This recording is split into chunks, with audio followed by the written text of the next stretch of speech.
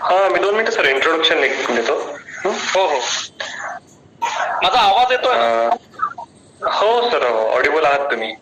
Okay okay. धन्यवाद, सर्वांचं स्वागत. आयुर्वेद अध्ययन नांदेड़ की ओर से आज रविवार के दिन जो हम सुप्रतिष्ठित वैद्यों को आमंत्रित करते हैं और उनके ज्ञान का सभी वैद्य मित्रों को और विद्यार्थी वैद्यों को उनका फायदा हो, इसी कारण आज के इस दिन अंतर्राष्ट्रीय योग दिन के अवसर पर हमसे संगोष्ठी करने के लिए नासिक से वैद्य अभिजीत सराफ सर ज्वाइन हुए हैं. मैं सर का सबसे पहले आयुर्वेद अध्ययन नांदेड़ की ओर से स्वागत करता हूं. सर का शायद आप में से बहुत वैद्यों को सर का परिचय होगा. सर के लेक्चर आपने सुने होंगे. सर का एमडी संहिता और उसके साथ पीएचडी संहिता भी है. सर गोल्ड मेडलिस्ट है पीएचडी में. और सर अभी नासिक में SSAMNH कॉलेज में associate professor basic principle department में है. सर नासिक में प्रैक्टिस भी कर रहे हैं और धर्माधिकारी सर के साथ सर ने बहुत सारे चरक निरूपण के लेक्चर अक्रॉस दी कंट्री दिए हैं और खुद भी सर चरक संहिता पे और आयुर्वेद के विभिन्न संकल्पनाओं पे विभिन्न कॉलेज में जाके लेक्चर निरूपण देते हैं. सर को बहुत सारे अवार्ड भी मिले हैं राष्ट्रीय और अंतर्राष्ट्रीय स्तर के. तो ऐसे एक विद्वत्तापूर्ण व्यक्तिमत्व आज के दिन हमको मिला. यह हमारा बहुत बड़ा अवसर है. वैसे देखा जाए तो आज ग्रहण का दिन है. ग्रहण के दिन ग्रंथ पठन ना करने को कहा है, लेकिन फिर भी आज तद्विद्य संभाषा करने के लिए सर राजी हो गए और सर हमारे साथ ज्वाइन हो गए. इसलिए मैं सर का फिर से शतशः आभारी हूँ. मैं आदरणीय अभिजीत सराफ सर से विनंती करता हूँ कि वो अपने लेक्चर को शुरुआत करें. बहुत बहुत धन्यवाद. मेरा इतना परिचय दिया तो भी चलता है कि मैं चरक का विद्यार्थी हूँ, चरक संहिता का विद्यार्थी हूँ, अष्टांग हृदय का और सुश्रुत संहिता का विद्यार्थी हूँ. बाकी परिचय तो कुछ ज्यादा मायने नहीं रखता इसके लिए. आज हम हिंदी में व्याख्यान लेने वाले हैं क्योंकि बहुत सारे लोगों ने ऐसा पूछा था कि क्या आप हिंदी में व्याख्यान ले सकते हो. तो कोई प्रॉब्लम नहीं, हिंदी में हम ये व्याख्यान लेंगे. ये जो पीपीटी है इसमें आपको वायु संकल्पना और वात प्रकोप ऐसे दोनों विषय है, पर इसमें से मैं सिर्फ वात संकल्पना ही लेने वाला हूँ क्योंकि वात प्रकोप का जो कल्पना है या उसका जो विषय है वो वैद्य कुलकर्णी सर ने पहले ही यहाँ पे उसका व्याख्यान दिया है, तो मैं उसको रिपीट नहीं करूंगा. मैं सिर्फ जो वायु संकल्पना है उसके बारे में जितना मुझे समझा है वो मैं आपके सामने रखने का प्रयास करूंगा, क्योंकि ये जो संकल्पना है ये बहुत ही गंभीर संकल्पना है. गंभीर इसका मतलब जिसकी व्याप्ति बहुत बड़ी है. मैं गूढ़ ऐसा नहीं कह रहा हूं क्योंकि आयुर्वेद में कुछ भी गूढ़ नहीं है. गूढ़ मतलब क्रिटिकल या ऐसा जिसको कहते हैं कि जो समझ में नहीं आता, ऐसा कुछ भी नहीं है. आयुर्वेद के सारे संकल्पना है, आयुर्वेद के सारे सिद्धांत ये अत्यंत सुस्पष्ट और अत्यंत सिद्धांतों से बंधे और किसी नियमों से बंधे हुए हैं. अगर उन नियमों को हम जान लेते हैं तो वो सिद्धांत अपने आप हमारे समझ में आ सकते हैं. तो आयुर्वेद में गूढ़ चीजें, गूढ़ घटक ऐसी कोई भी बातें नहीं है क्योंकि ये शास्त्र है और शास्त्र में गूढ़त्व कभी नहीं होता है. गूढ़ किसको लगेगा? जिसको वो विषय समझा ही नहीं है. जैसे अगर क्वांटम फिजिक्स है, मैंने कभी पढ़ा ही नहीं, तो मुझे क्वांटम फिजिक्स ये एक गूढ़ कल्पना लगेगी. पर जब मैं उसका थोरोली अध्ययन करूंगा, जब मैं उसको जाके डिटेल में अध्ययन करूंगा, तो क्वांटम फिजिक्स ये मुझे बहुत आसान लगेगा और मैं उसके ऊपर मास्टरी कर पाऊंगा. कितने सारे लोग ऐसे इस प्रकार से कई शास्त्रों में अध्ययन करते हैं. तो जहां जहां उसको शास्त्र कहा जाता है तो शास्त्र में कभी भी कोई गूढ़ कल्पना नहीं होती है. इसलिए मैं पहले ही ये मेरे तरफ से ये स्पष्ट करना चाहूंगा कि आयुर्वेद में कुछ भी गूढ़ नहीं है. अगर वो गूढ़ लग रहा है, गूढ़ का अर्थ कुछ समझ में नहीं आ रहा है या एग्जैक्टली उन्होंने डिटेल में लिखा नहीं है ऐसा लग रहा है, तो इसका अर्थ है कि हमें समझ में नहीं आ रहा है. ये हमारी गलती है, ये शास्त्र की गलती कतई नहीं हो सकती. तो आज हम वात संकल्पना देखेंगे. ये मेरी एक ओल्ड पीपीटी है जिसके दोनों ये विषय इकट्ठे किए थे. उसमें से सिर्फ हम वात संकल्पना ये जो विषय है वही हम देखेंगे।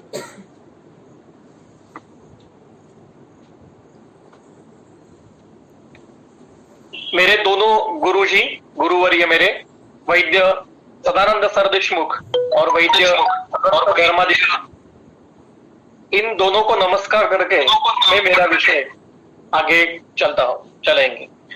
तो आज जो हम ऊहन करने वाले हैं उस ऊहन के क्या क्या विषय है, तो उसमें से दोष स्वरूप और वात स्वरूप, प्रकोप, वात प्रकोप और वात व्याधि ये ऑलरेडी हो चुके हैं। तो अगर हमें समय मिलेगा तो हम एक सिर्फ रीओरिएंटेशन देखेंगे, उसके ऊपर डिटेल में नहीं जाएंगे। आज हम ज्यादा जो चर्चा करने वाले हैं वो दोष स्वरूप और वात स्वरूप क्या है इसके ऊपर। तो दोष क्या है, दोष की अगर व्याख्या किसी को भी पूछी जाए, कोई भी विद्यार्थी को या फिर किसी भी वैद्य को, तो वो झट से बता देगा कि दूषयन्ति इति दोषः। पर ये व्याख्या नहीं है, क्योंकि व्याख्या और निरुक्ति इसमें फर्क होता है। दूषयन्ति इति दोषः ये इसकी निरुक्ति है। निरुक्ति का अर्थ है उस पद का व्याकरणात्मक जो वर्णन होता है उसको निरुक्ति कहते हैं। जैसे वा गतिगंधनयोः वायु, ये वायु की निरुक्ति हो गई, पर ये वायु की व्याख्या नहीं है।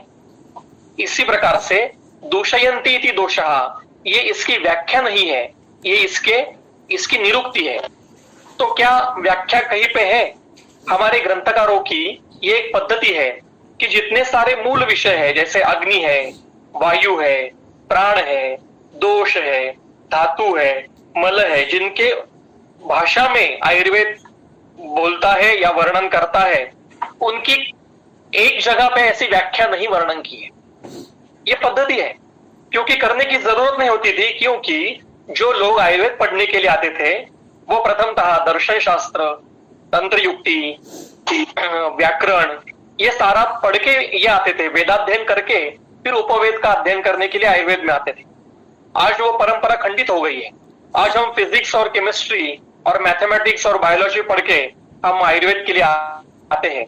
किसी को संस्कृत का ज्ञान नहीं रहता है, किसी को दर्शन शास्त्र का ज्ञान नहीं रहता है, किसी को व्याकरण का ज्ञान नहीं है, और वेदों का अध्ययन तो दूर की बात है, बहुत ही रेयरली बात है। तो ये सारी जो चीजें हैं ये आज हमारी मतलब छूट गई है हमसे, और इसी के कारण दर्शन शास्त्रों का, व्याकरणों का और वेदों का या वेदांग जो है उन वेदांगों का जो अध्ययन है वो नहीं होने से हमें आयुर्वेद बहुत क्लिष्ट लगता है, या ऐसा लगता है कि इसमें से जो वर्णन किया है वो स्पष्ट पद्धति से समझ में नहीं आ रहा है। पर ऐसी बात नहीं है। अगर आप दर्शनों का अध्ययन करोगे, अगर संस्कृत व्याकरण का अध्ययन करोगे, क्योंकि जिस भाषा में वर्णन किया है उस भाषा का अगर अध्ययन नहीं किया तो क्या फायदा क्या है? आपको डेविडसन पढ़ना है और आपको अंग्रेजी बिल्कुल नहीं आती है, तो डेविडसन सामने कितनी भी देर रख के बैठोगे आप, कितनी भी वहां पे आंखें घुमाएंगे उसके ऊपर, आपके दिमाग में कुछ जाएगा नहीं, क्योंकि डेविडसन पढ़ने के लिए आपको अच्छी अंग्रेजी आना बहुत महत्व का है। उसी प्रकार से अगर आपको चरक समझना है, वाग्भट समझना है, सुश्रुत समझना है, तो संस्कृत आना अनिवार्य है, क्योंकि वो संस्कृत में वर्णन किया है। और संस्कृत आना है इसका अर्थ हमें क्या संस्कृत में पंडित महामहोपाध्याय होना नहीं है, सिर्फ जो बेसिक घटक है संस्कृत व्याकरण के वो आना चाहिए। जैसे विभक्ति विघटन है या समास विघटन है, समास करना है, प्रत्यय है, विभक्ति कैसे लगानी है, कारक जो प्रकरण है, ऐसे जो घटक जो बेसिक है इनका अध्ययन करना चाहिए, और कुछ अव्यय और प्रत्ययों का अध्ययन होना चाहिए। अगर वो नहीं होगा तो फिर कुछ समझने वाला नहीं है। फिर देयर आर 3 फॉल्ट्स इन दोषा, ऐसा ट्रांसलेशन सब तो आपको पढ़ने के लिए मिलेगा।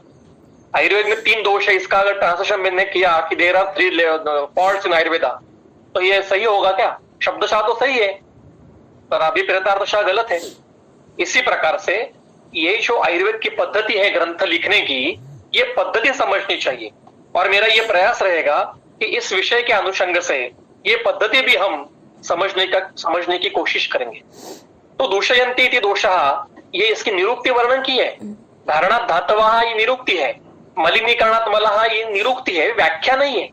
तो व्याख्या समझने के लिए हमें दोषों के सारे जो लक्षण है, सारे जितने क्राइटेरिया ग्रंथ में यहां तहां वर्णन किए गए हैं उनको इकट्ठा करना पड़ेगा, और फिर इकट्ठा करके उसकी व्याख्या करनी पड़ेगी।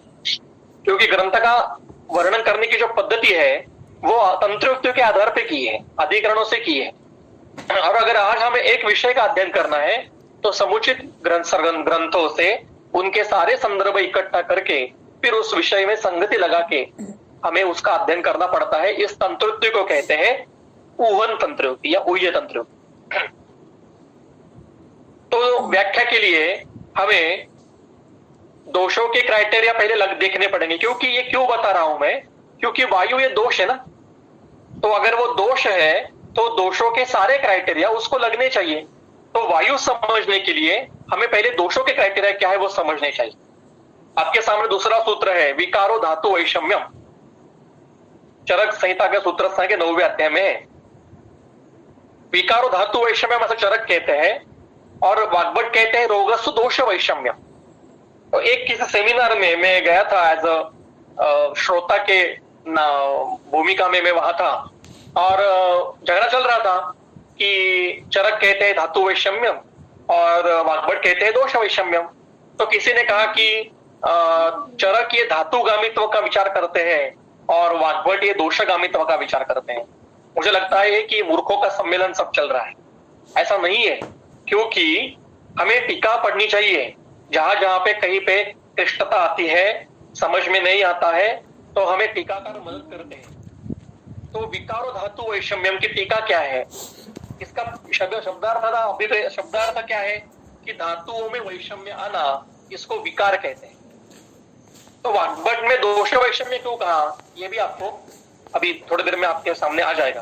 तो चक्रपाणी की टीका है धातवो इति वातादयः रसादयः तथा रज प्रभृतादयः च। धातु शब्द से कौन कौन अभिप्रेत है? घटक 3 वात पित्त श्लेष्मा, रसादि 7 घटक, रसते शुक्र और रज प्रवृत्ति मतलब उपधातु सारे, रज आर्तव स्तन्य आदि जो उपधातु है उन सभी को हम धातु शब्द से संबोधित करते हैं। कारणात् धातवः इसका अर्थ है जो घटक प्राकृतावस्था में शरीर का धारण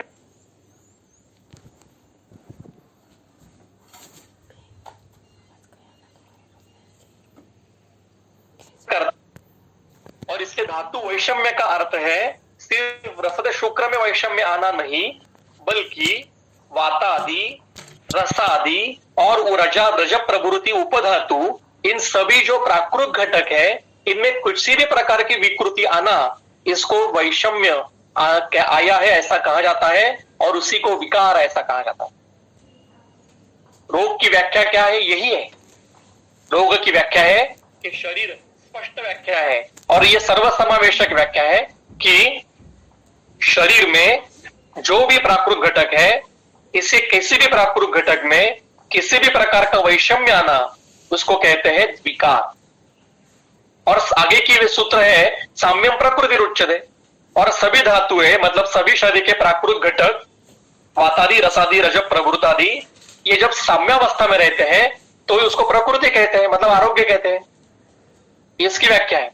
अब ये चरक में कहा, जब वाग्भट का काल आ गया, वाग्भट और चरक के काल में कम से कम 2000 साल का अंतर है, तो वाग्भट के काल में भी शायद ऐसे गलत अर्थ निकालने की प्रथा शुरू हो गई होगी।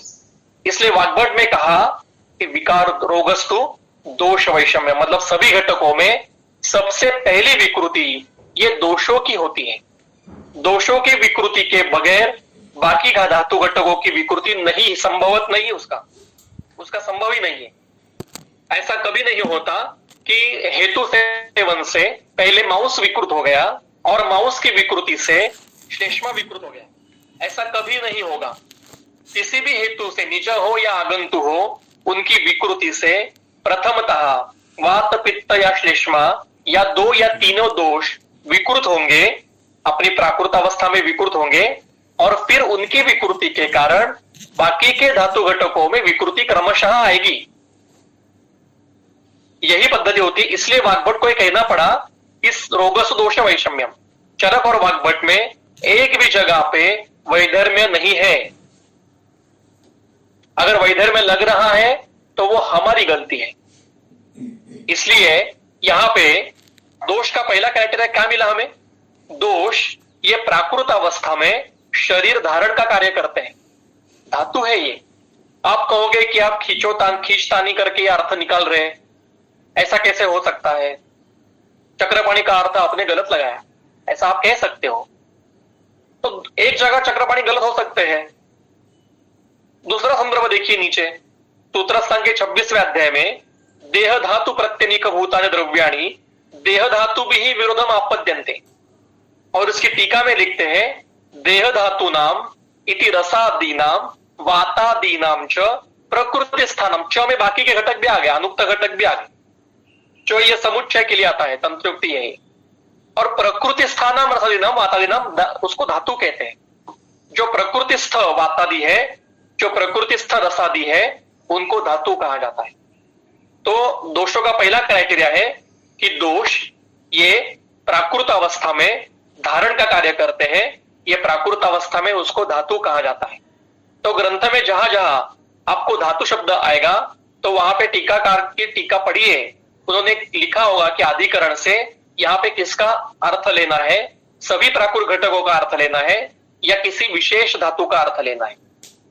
और दूसरा क्राइटेरिया हमने देखा कि दोष ये सबसे पहले विकृत होते हैं। दोषों की विकृति शरीर में सबसे पहले होती है हेतु सेवन के बाद। दोषों की विकृति के बगैर आगे के घटक विकृत नहीं हो सकते और व्याधि उत्पत्ति संभव नहीं है। आगे दूसरा क्राइटेरिया है परमाणु स्वरूप। दोष ये परमाणु स्वरूप है। शरीर अवयवाहतु परमाणु भेदेन अपरिसंख्या भवन्ति, यावंता पुरुषे मूर्तिमंतो भाव विशेषः तावंत एव अस्मिन् सर्वसंप्रकार विशेषः। शरीर में जितने मूर्तिमंत भाव विशेष है, उनके अपने अपने स्रोतस है। इसका उल्टा अर्थ क्या है? इस वाक्य को लगेंगे तंत्रयुक्ति विपर्य, कि जितने मूर्तिमंत भाव विशेष है उनके उनके उनके स्रोतस है। इसका विपर्य क्या है? जिनके स्रोतस है वर्णन की हुए है, वो परमाणु स्वरूप है, वो मूर्तिमंत है। और शारीर सांग का संदर्भ तो स्पष्ट है कि शरीर अवयवाहतु परमाणु भेदेन अपरिसंख्या भवन्ति। यहां शरीर अवयव, इसका अर्थ, अवयव का अर्थ यहाँ पे ऑर्गन नहीं है, यकृत प्लीहा ऐसा। अवयव का अर्थ है शरीर का घटक, शरीर का भाव पदार्थ, शरीर का अंश। तो शरीर के जितने सारे अंश है, जितने सारे घटक है, वो सभी परमाणु भेद से अपरिसंख्य है। रस, रक्त, मांस, अस्थि, मेद, मज्जा, शुक्र, ये सभी परमाणु स्वरूप में है। सभी मल जो है वो परमाणु स्वरूप में है, सूक्ष्म स्वरूप में। इनकी स्थूलता से व्यक्ति होती है, पर इनका मूल स्वरूप ये सूक्ष्म परमाणु स्वरूप है। और वात, पित्त, श्लेष्मा, ये जो दोष है, ये भी परमाणु स्वरूप है। तो जो दोष स्वरूप वायु है, वो भी परमाणु स्वरूप ही है। मैं आपके सामने एक प्रश्न पूछूंगा कि आज हम जिसे मसल्स कहते हैं, वो आयुर्वेद में उसको क्या नाम है? मांस धातु है, पेशी है या स्नायु है? क्या है? किसको कहेंगे मसल? तो पेशी इज अ मसल, स्नायु की व्याख्या अलग है। और मांस धातु ये सूक्ष्म परमाणु स्वरूप है जिससे पेशी तैयार होती है। गंगाधर अपने टीका में कहते हैं कि सभी दोष ये द्रव रूप है। द्रव मतलब मूर्त रूप, परमाणु स्वरूप है। तो इस प्रकार से ये तीसरा क्राइटेरिया मिल गया कि दोष ये परमाणु स्वरूप में होते हैं। अगला क्राइटेरिया है दोष ये सर्व शरीर में संचारी अवस्था में रहते हैं। वो कभी भी किसी भी एक जगह पे रुकते नहीं है। अगर रुकते हैं तो वो व्याधि करते हैं। यत्र संगः ख वैगुण्यात् तत्र व्याधि उपजायते। इसका विपर्य क्या होगा? यत्र न संगः तत्र व्याधि न उपजायते। अगर संग हुआ तो व्याधि उत्पन्न होता है। इसका विपर्य क्या है? अगर किसी जगह पे संग नहीं हुआ तो दोष विकृत होकर भी व्याधि नहीं करेंगे। इस वाक्य की इस सूत्र की पहली वाक्य क्या है? कुपितानाम ही दोषाणाम शरीरे परिधावताम यत्र संगः ख वैगुण्यात् तत्र व्याधि उपजायते। तो कुपितानाम ही दोषाणाम शरीरे परिधावताम, यहां पे भी परिधावत है, मतलब घूमने वाले। आपके सामने 3 सूत्र मैंने रखे हैं। सर्व शरीर चराहातु वात पित्त श्लेष्माणः सर्वस्मिन् शरीरे कुपिता कुपितः शुभा शुभानि कुर्वन्ति। वात पित्त श्लेष्मा ये सर्वस्व शरीरे मतलब सभी शरीर में कुपित और अकुपित अवस्था में क्रमशः अशुभ और शुभ कर्म करते हैं। कैसे करते हैं? उन वात पित्त श्लेष्मा को एक विशेषण दिया है, सर्व शरीर चरहा। सर्व शरीर चर, चर मतलब घूमने वाले, गति करने वाले, चर मतलब सर्व शरीर में संचार करते हैं, हमेशा नित्य संचारी अवस्था में रहते हैं, और चाहे वो कुपित हो या अकुपित हो। दूसरा सूत्र है चिकित्सा स्थान का 28वां अध्याय में, वात पित्त कफा देहे सर्व स्रोतो अनुसारेणा। अनुसरण मतलब गति करना, घूमना। वात पित्त कफ ये शरीर में सभी स्रोतों में से संचार करते हैं। तीसरा संदर्भ है विमान स्थान का 5वें अध्याय का, वात पित्त श्लेष्मणाम पुनः सर्व शरीर चराणाम।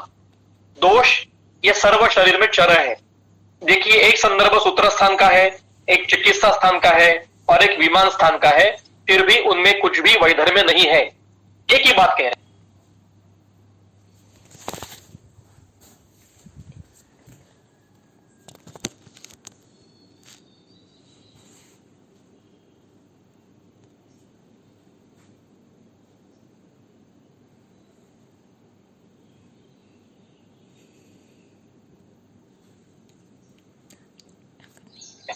ये भी संचारी अवस्था में होता है। ये एक जगह रुकेंगे तो उसको संचारी अवस्था में होता है, ये उसको कहते हैं। जब ये तब व्याधि की शुरुआत, संप्राप्ति की शुरुआत हो जाएगी।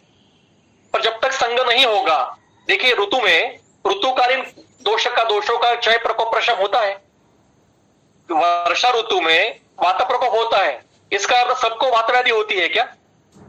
श्लेष्मा वसंत ऋतु में प्रकोपित होता है, इसका अर्थ वसंत में सभी को श्लेष्मा के व्याधि होते हैं? शरद में सभी को पित्त के व्याधि होते हैं? नहीं। अगर जिसके शरीर में दोष संचारी अवस्था में रहते हुए किसी जगह पे रुकते हैं तो उसको व्याधि होता है। वात व्याधि के सिर्फ वर्षा ऋतु में मिलते हैं? बिल्कुल नहीं, ग्रीष्म में भी मिलते हैं, शिशिर में भी मिलते हैं, वसंत भी में आते हैं, पक्षा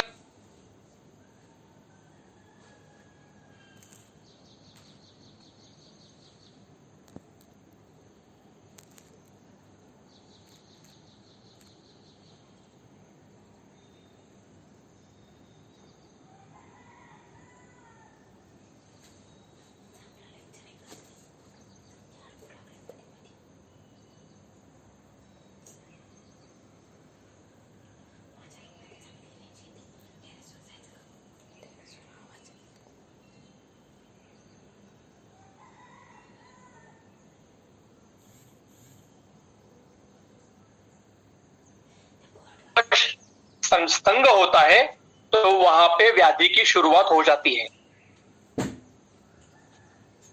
एक सूत्र सबको आपका पता है, ज्ञाने न रस धातु ही विक्षेपोचित कर्मणा युगपत सर्वतो जस्त्रम देहे विक्षिप्यते सदा।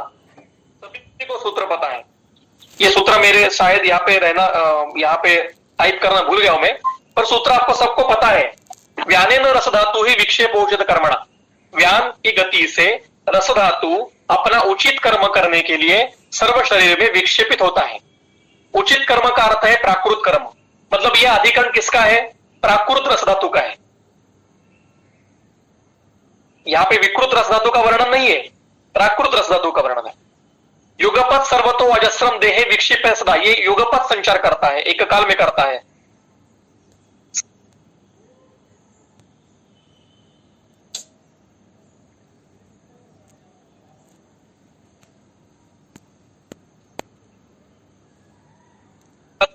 यत्र संग, जहां पे उसका संग होता है, तत्र विकृतिं करोति क्षिप्यमाणः ख वैगुण्यात् रसः सज्जति यत्र सः तत्र विकृतिं करोति।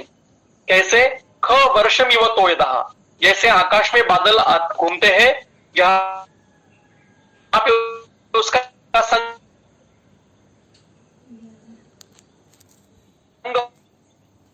होता है,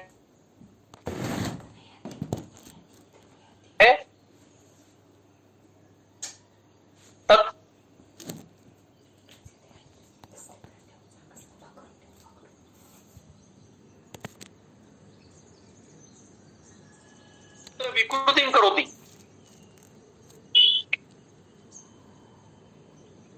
क्षिप्यमाणः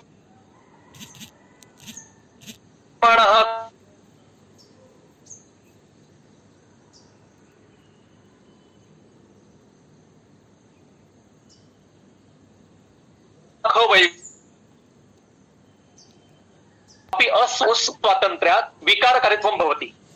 मतलब जो क्षेप्य है, गुल्मत्व आता है, वो किसी जगह पे है, उसको वातगुल कहते हैं। भी व्याधि होती है, बाद में गुल्मत्व का अध्याय पढ़िए। पांचवा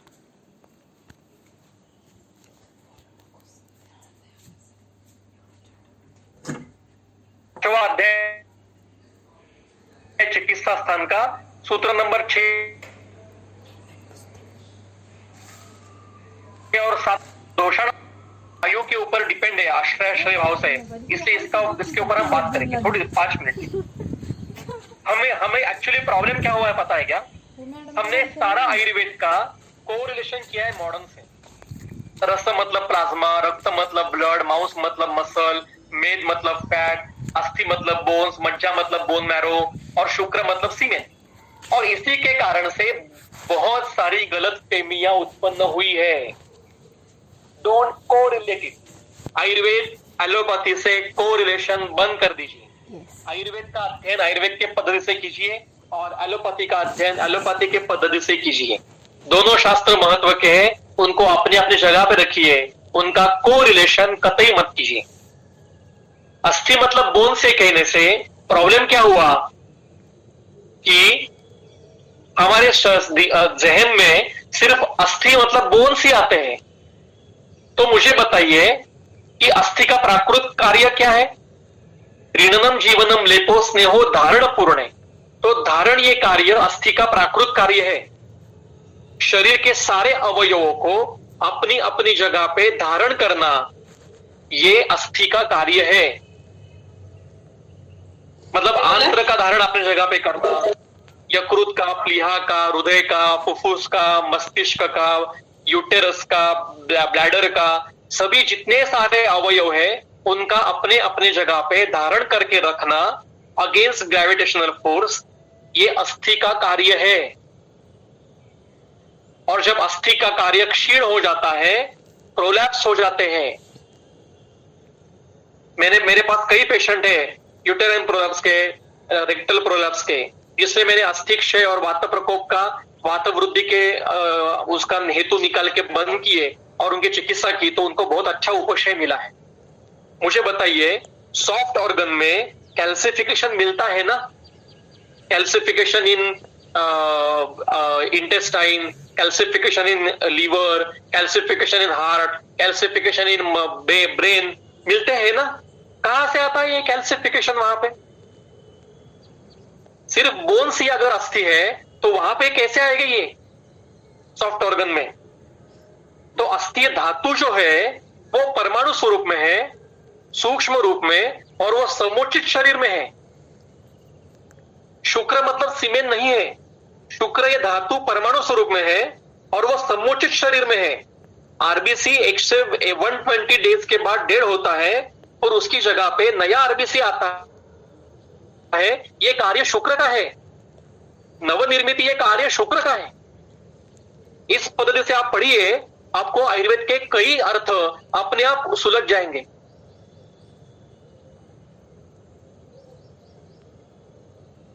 देखिए, पढ़िए, विचार कीजिए इस प्रकार से। शायद मैं गलत भी हो सकता हूं। मेरे पास में मुझे एक कब से समझ में आ गया, एक केस आ गई मेरे पास। कैल्सिफिकेशन इन प्रोस्टेटिक यूरेथ्रा, ऐसा पेशेंट था। उसके एमआरआई में और सोनोग्राफी में कैल्सिफिकेशन इन प्रोस्टेटिक यूरेथ्रा ऐसा था, और एलोपैथी के सारे लोगों ने कहा था कि ये सर्जिकल कंडीशन है, इसको सर्जरी करके निकाल देना चाहिए। उनको दूसरा कुछ आता नहीं है, बस ये हो गया निकाल दीजिए, वो हो गया निकाल दीजिए, जानू बदल दीजिए, ब्लैडर बदल दीजिए, आंत्र का पार्ट करके ट्रीटमेंट करके आप मोटापा कम कर दे, बस दूसरा कुछ काटना, उसको बाकी कुछ नहीं। और उसमें पेशेंट में लक्षण क्या था? जब उसको शुक्र का वेग आता था तो वो शुक्र शरीर से बाहर निकलना चाहिए तो वो उल्टा जाता था ब्लैडर में और उसको अत्यंत तीव्र दाह होता था। ये बहुत स्पेसिफिक लक्षण था उसका। तो मैंने उनको अस्थि वृद्धि और वातक्षय इसका विचार किया, उसके हेतु भी मिले मुझे, सारे संतर्पण के हेतु मिले और उनकी चिकित्सा की। 6 महीने की चिकित्सा करनी पड़ी और धीरे धीरे ये प्रोस्टेटिक कैल्सिफिकेशन जो हुआ था वो पूरी तरह से ठीक हो गया। मेरे पास सब सारे उसके रिकॉर्ड भी है मेरे पास, कभी भी आप आइए देखिए। और वहां से मेरे दिमाग में आ गया कि शायद ये कुछ गलत है, हम गलत सोच रहे हैं अस्थि के बारे में, तो वायु के बारे में भी हम गलत सोच रहे हैं। तो क्या है वो आगे हम देखेंगे। तो दोषों का स्वरूप अभी तक क्या देखा कि दोष ये दुष्टि कारण है, मतलब शरीर सबसे पहले दुष्ट होने वाले ये दोष ही है। दल्लन तो कहते हैं, देखिए अध्याय का नाम है वर्ण प्रश्नीय, आप सुश्रुत संहिता निकाल के देखिए, सुश्रुत संहिता सूत्र स्थान का 21वां अध्याय, अध्याय का नाम है वर्ण प्रश्नीय और पूरे अध्याय में सिर्फ दोषों का ही वर्णन किया है। अब अध्याय का नाम वर्ण प्रश्नीय और वर्णन दोषों का, ये क्यों, ये कैसे हुआ? तो दल्लन पहले ही टीका में, पहले वाक्य की टीका में कहते हैं वर्ण शब्देन अत्र वातादयः उच्यन्ते। वर्ण मतलब सिर्फ गुण नहीं है, ये तो बहुत मतलब स्थूल अर्थ हो गया। पर सुश्रुत संहिता में आपको जहां जहां पे शब्द आएगा वर्ण, वहां पे आपको दोषों को लेना पड़ेगा। ये मेरा वाक्य नहीं है, सुश्रुत का वाक्य है, दल्लन का वाक्य है। सुश्रुत का उसी अध्याय में संदर्भ है, वात पित्त श्लेष्माणः एवं देह संभव हेतवः। देह की उत्पत्ति के लिए दोष ही कारणीभूत है। अब यहाँ पे प्रश्न दल्लन ने खुद ने पूछा है और उसका उत्तर दिया है। ये प्रश्न शायद आपके मन में भी आया होगा अभी कि देह की उत्पत्ति के हेतु है तो शुक्र शोणित है, और अभी आप बता रहे हो कि दोष है देह संभव के हेतु है, कैसे हो सकता है?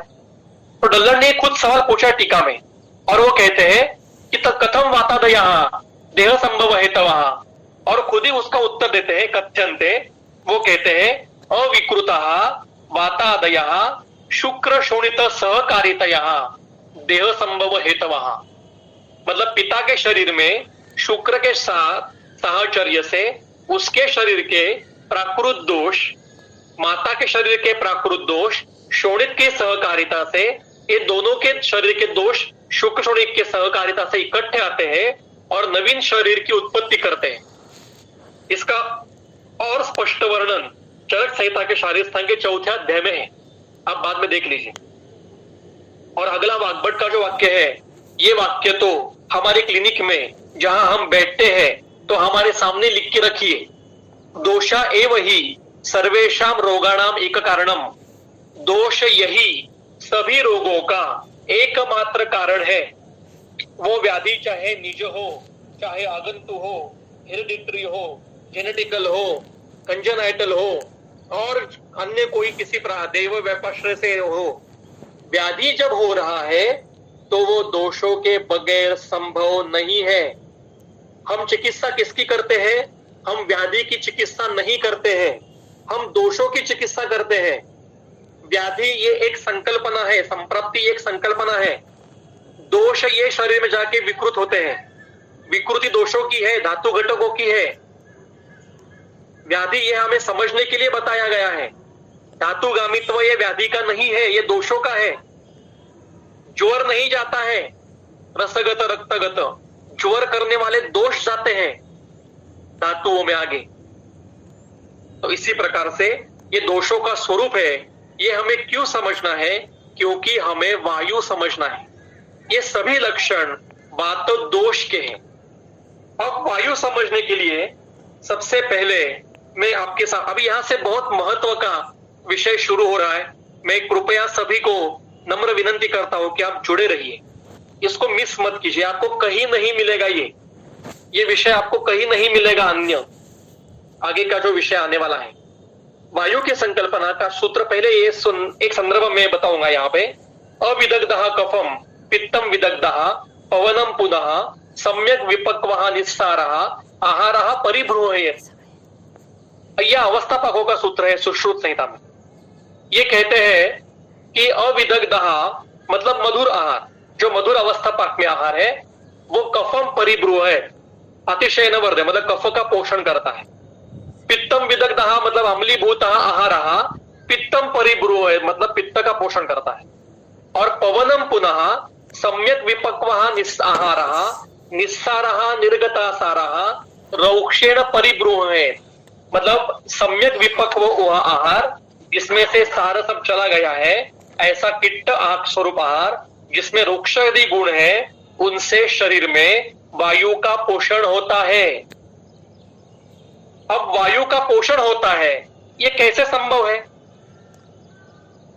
वायु का पोषण कैसे होगा? वायु तो दिखाई नहीं देता। हम कई ऐसे बोल जाते हैं, कहते हैं कि वायु तो अमूर्त है।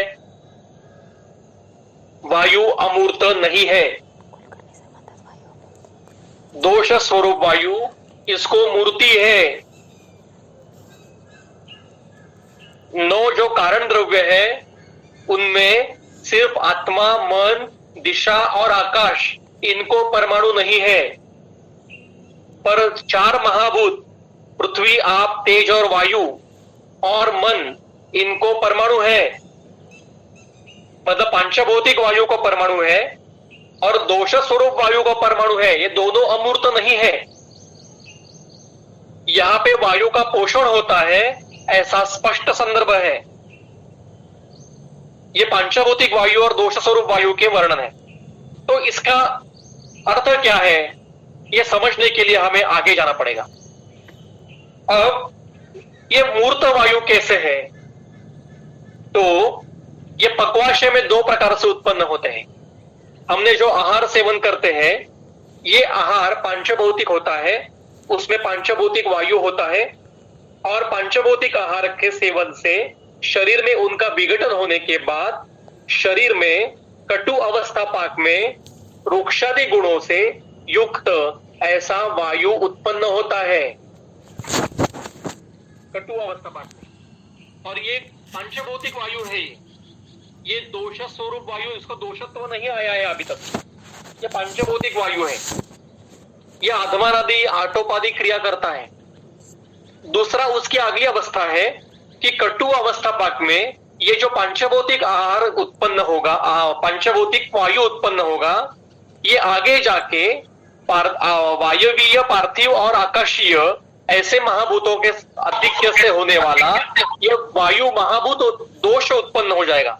वायु महाभूत से वात दोष उत्पन्न हो जाएगा, जो सर्व शरीर में शरीर घटकों को रुक्षादि गुण देगा। ये उत्साह, श्वास, निश्वास, चेष्टा, वेग, प्रवर्तन, ये कर्म करेगा। ये पांचभौतिक वायु है जो कटु अवस्था पाक में निर्माण होता है और उसके बाद में दोष स्वरूप वायु निर्माण होता है। ये दो प्रकार के वायु ये शरीर में उत्पन्न होने वाले मूर्त वायु है। इनको मूर्ति है, परमाणु है इनके। अब तीसरा जो मूर्त वायु है वो त्वचा का सृष्टि से सबसे ज्यादा संपर्क होता है। लोक और पुरुष में त्वचा बीच में बॉर्डर लाइन है। मतलब हमारे शरीर का सृष्टि से सबसे ज्यादा संपर्क में आने वाला अवयव कौन सा है? वो त्वचा है। इसलिए यहां पे बाहर, सृष्टि के बाहर जो वायु है पांचभौतिक, रुक्ष लघु गुण का, उसका परिणाम ये त्वचा के ऊपर होता है। इसलिए त्वचा ये वायु का एक स्थान बताया है। ये सृष्टि का जो पांचभौतिक वायु है, इसका शरीर के ऊपर कार्य होता है। इस प्रकार से शरीर अवयव त्वचा जो है वो रुक्षादि गुण से युक्त होती है। अब तो वही वायु श्वास और प्रश्वास से परमाणु स्वरूप में जो है वो शरीर के अंदर जाता है, शरीर के चलन वलन के लिए, शरीर के अनुवर्तन के लिए, शरीर के प्रीणन के लिए ये वायु आवश्यक है। इसको हम ऑक्सीजन कहते हैं, जो शरीर में आवश्यक है। बाकी के भी वायु शरीर के लिए आवश्यक है, उनका पर ऑक्सीजन सबसे महत्व का है। इसको भी हम प्राणवायु कहते हैं। ये प्राणवायु जिसको अंबर पीयूष कहते हैं, व्यवहार में प्राणवायु कहते हैं इसको। व्यवहार मतलब लोकों में कहते हैं, आयुर्वेद में इसको अंबर पीयूष कहा गया है। ये प्राणवायु और वायु के जो 5 आत्मरूप है, प्राण, उदान, व्यान, समान, ये 2 अलग अलग घटक हैं।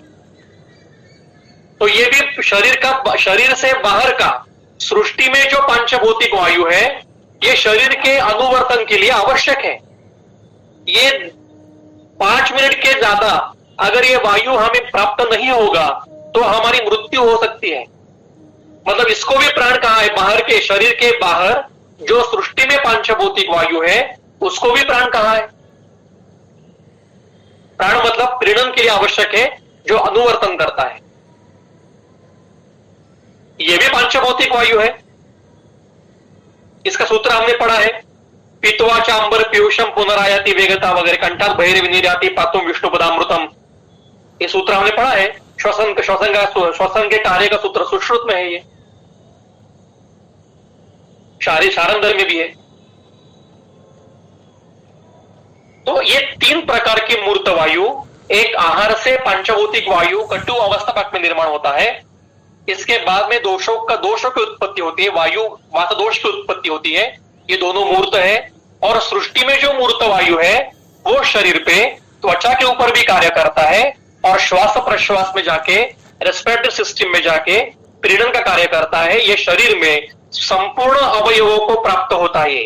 ये पांचभौतिक बाह्य सृष्टिस्थ वायु, ये अनुवर्तन के लिए हर सेल को उसकी आवश्यकता है। और फिर उसका कार्य होने के बाद उच्छ्वास से ये बाहर निकाला जाता है। ये मूर्त वायु है। अब मेरा सवाल है कि पित्तम पंगु कफ पंगु पंगवो मन धातवा वायुना यत्र नियंते तत्र वर्षंति मेघवत। पित्त पंगु है, कफ पंगु है, धातु मल ये पंगु है। इन सभी को संचारित रखने वाला ये वायु है।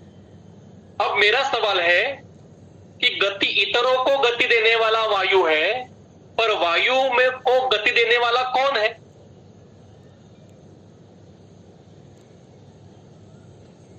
वायु में चल गुण है, वायु को गति स्वरूप है, इतर घटकों को वो घुमाता है, पर वायु को गति किसने दी है? ये प्रश्न आपके सामने कभी आया है?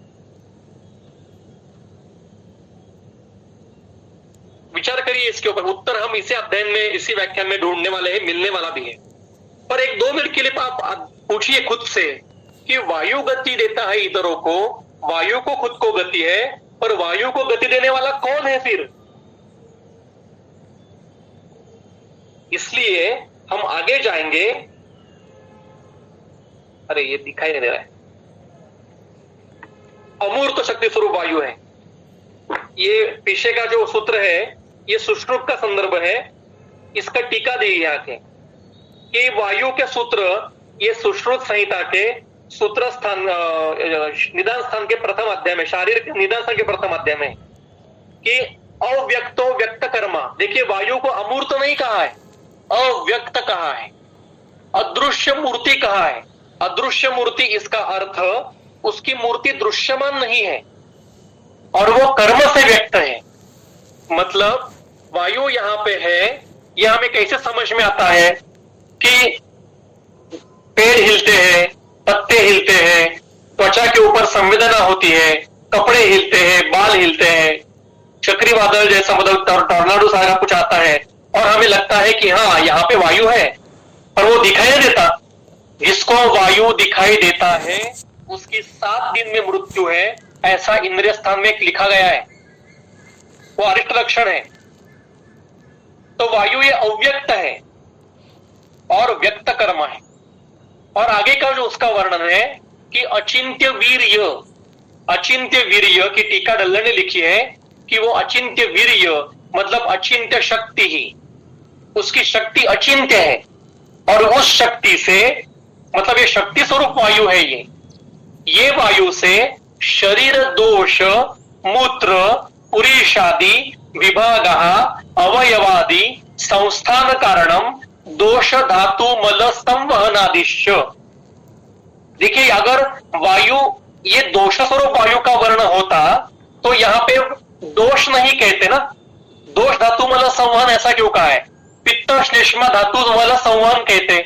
ग्रंथकार कभी भी किसी भी जगह पे अस्पष्ट नहीं वर्णन करते, सभी जगह पे वो स्पष्ट वर्णन करते हैं।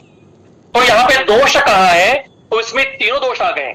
मतलब परमाणु स्वरूप मूर्त ऐसा वायु मूर्त पित्त और मूर्त श्लेष्मा, इन तीनों दोषों को, मूर्त धातुओं को और मूर्त मलों को शरीर में संवहन करने वाला ये शक्ति स्वरूप वायु है। मतलब ये जो 3 मूर्त वायु देखे हमने, इनको, इनके पीछे ये अमूर्त शक्ति स्वरूप वायु है। इसका भी वर्णन ग्रंथकार ने किया है। चरक संहिता के 12वें अध्याय में वर्णन है इसका। यह शक्ति रूप वायु है, इसको मूर्ति नहीं है।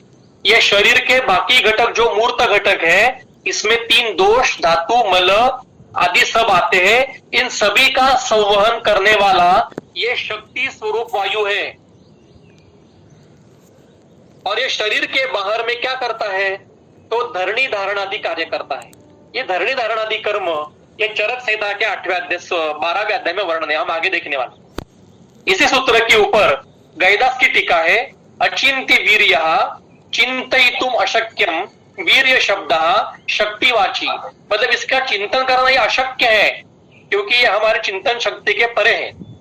और इसका वीर्य मतलब शक्ति ये अत्यंत अचिंत्य है, ये शक्ति स्वरूप वायु है।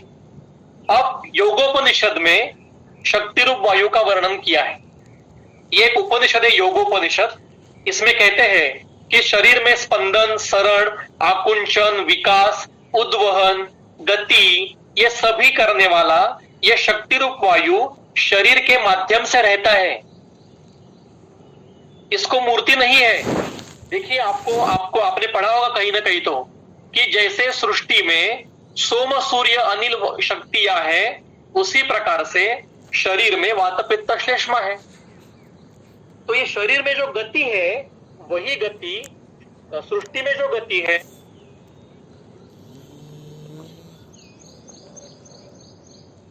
में भी है, क्योंकि लोक और पुरुष साम्य सिद्धांत है। तो ये शिरस्थ सहस्त्रार मस्तुलुंग में सूक्ष्माति सूक्ष्म 72,000 नाड़ियां जो है, इनके स्रोतों आधार से यह वायु रहता है। शरीर ये द्रव्य है और वायु ये शक्ति है।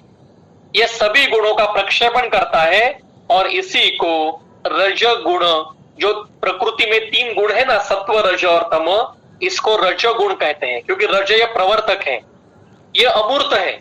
इसी को शक्ति रूप वायु कहा जाता है। अब आगे ग्रंथ है, लीलावती नाम का ग्रंथ है।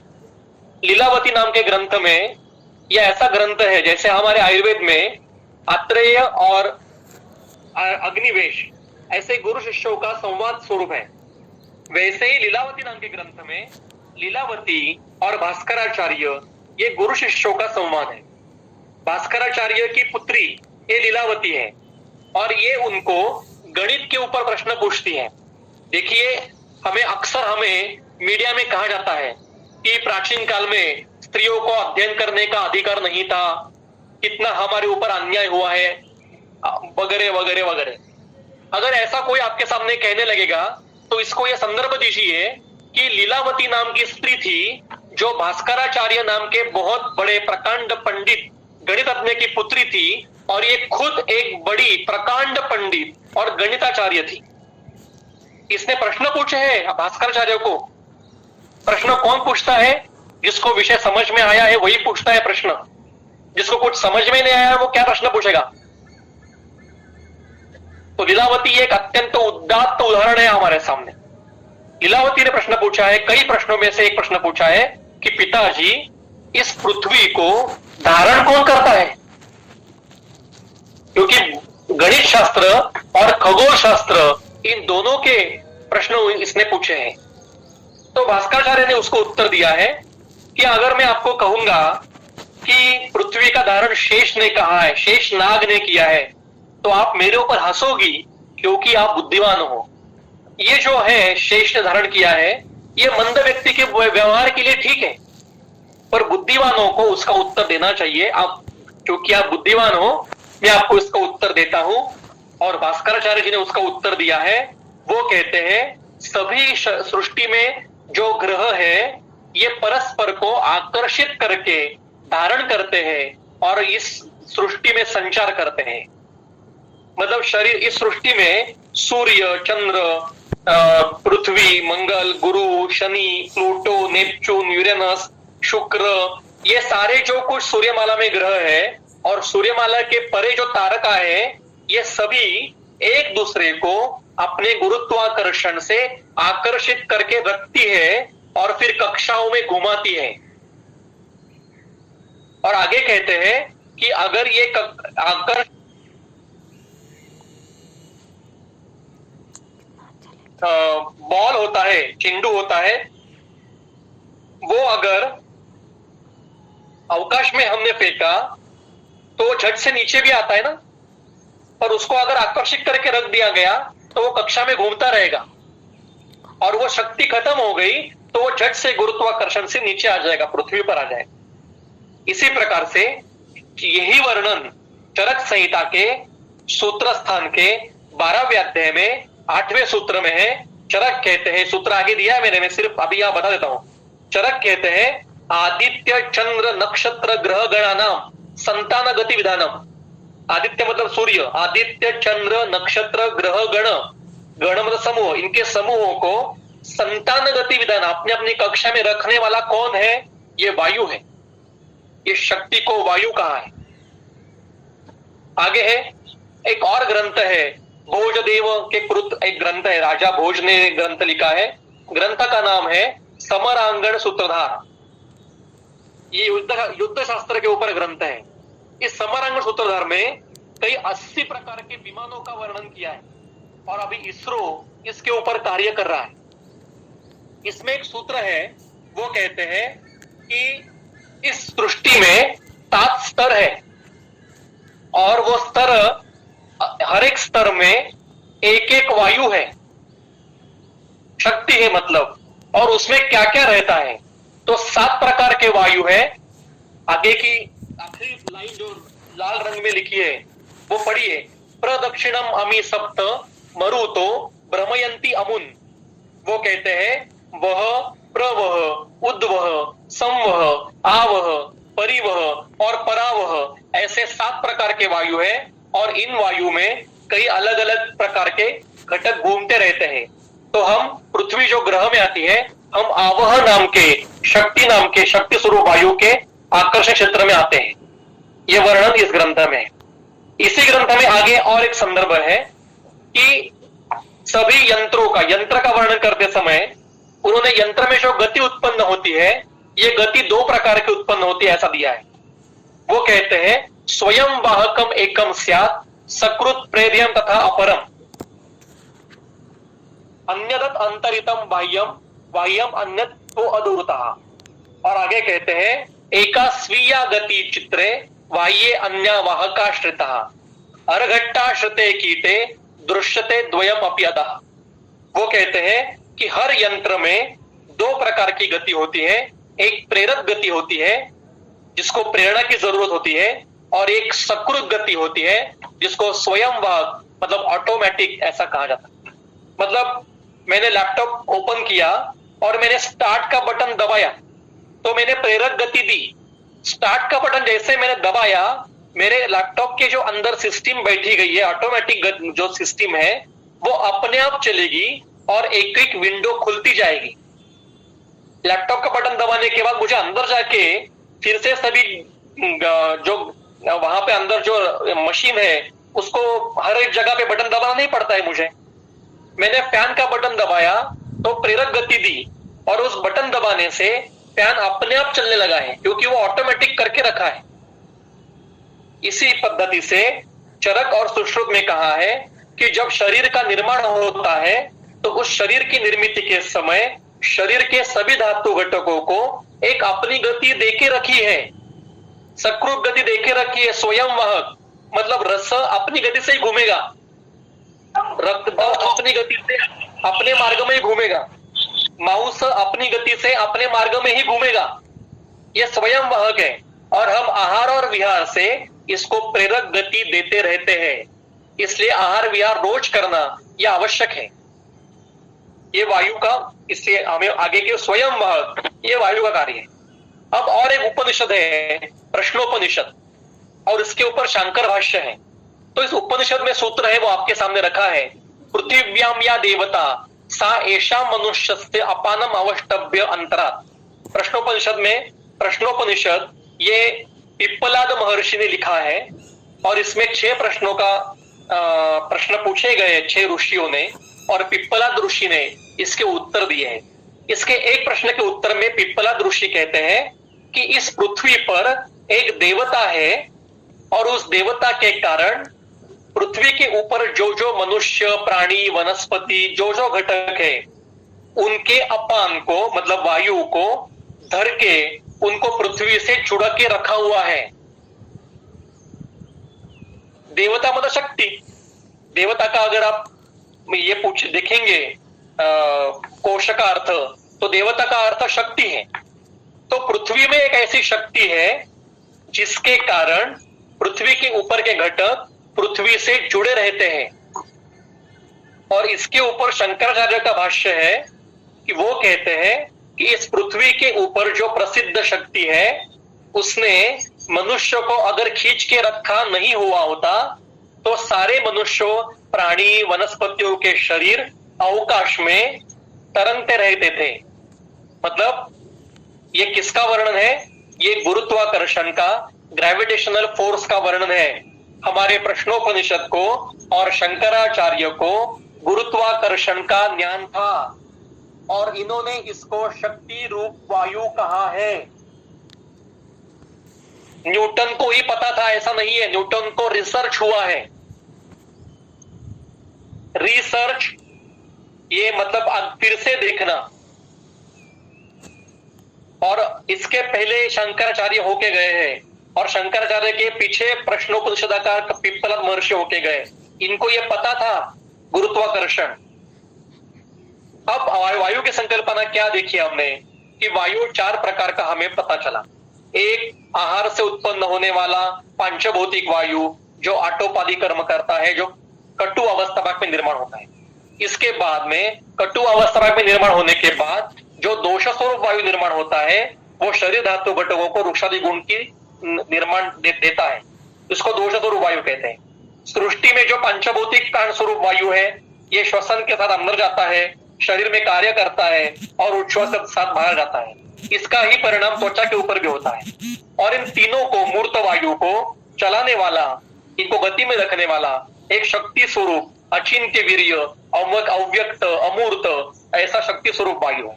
मतलब शरीर में 2 प्रकार के वायु है, एक मूर्त वायु है और एक अमूर्त वायु है। मूर्त वायु 3 प्रकार के हैं और अमूर्त वायु इन तीनों को संचारी अवस्था में रखता है। अब आगे प्रकोप का विषय अभी नहीं है, मैं सिर्फ यहाँ पे